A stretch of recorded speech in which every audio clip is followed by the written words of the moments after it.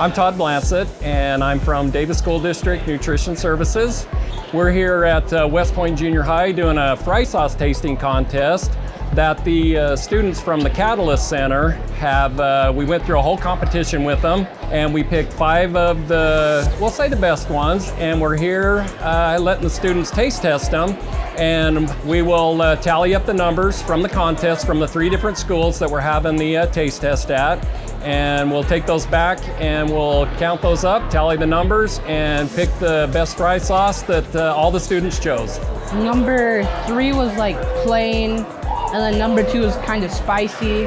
My favorite would be number 1 because it has like a kick to it. They were super good, and I think my favorite one was the 4th one with the pickles.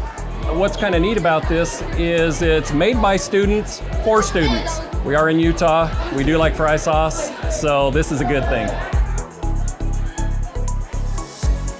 So today we're out at North Davis Junior High. We're doing round 2 of Davis sauce judging. The winner will be announced tomorrow, and then next year we will produce the sauce in mass quantities in our cook chill facility and ship it out district-wide to serve on our condiment bars. They gave us 5 different types, and I tried all 5 of them. And I'll say number 2 and number 3, in my opinion, were my favorite ones.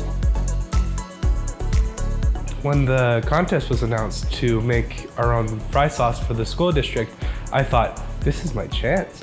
I said, all right, instead of using ketchup and mayo, let's use barbecue sauce and ranch. We put those together, put a few spices in it, and then it was magic after that. And then a few days later, today, we found out that we had won.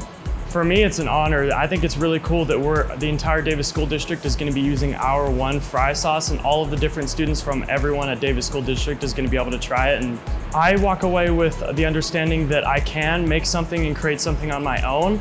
And with the help of my team members, we just made something really great.